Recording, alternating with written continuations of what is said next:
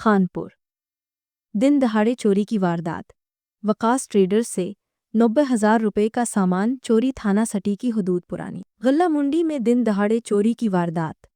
नामालूम चोर वकास ट्रेडर्स की दुकान से 90,000 रुपये मालियत का सामान चुराकर फरार हो गया।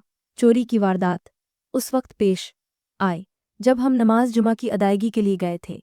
मुतासिरा दुकानदार मोहम्मद कामरान, चोर ने 3 बार दुकान पर आकर सामान उठाया। चोरी शुदा सामान की कुल मालियत तकरीबन 90,000 रुपये है। वाक़े की तहरीरी शिकायत थाना सटी में जमा करवा दी है। DPO रहीम यार खान, DSP खानपुर और SHO थाना सटी से मुतालबा किया है कि फौरी तौर पर चोर को गिरफ्तार करके इंसाफ फराहम किया जाए। दुकानदारों और शहरियों ने मुतालबा किया है कि बाजार में सिक्योरिटी को बेहतर बनाया जाए ताकि मुस्तकबिल में ऐसे वाक़यात की रोकथाम हो सके।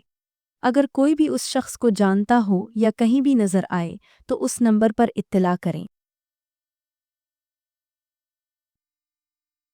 खानपुर। दिन दहाड़े चोरी की वारदात। वकास ट्रेडर्स से 90,000 रुपये का सामान चोरी, थाना सटी की हदूद पुरानी। गल्ला मुंडी में दिन दहाड़े चोरी की वारदात। नामालूम चोर वकास ट्रेडर्स की दुकान से 90,000 रुपये मालियत का सामान चुराकर फरार हो गया।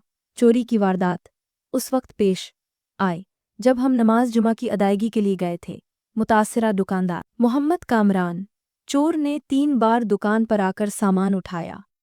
चोरी शुदा सामान की कुल मालियत तकरीबन 90,000 रुपये है। वाक़े की तहरीरी शिकायत थाना सटी में जमा करवा दी है।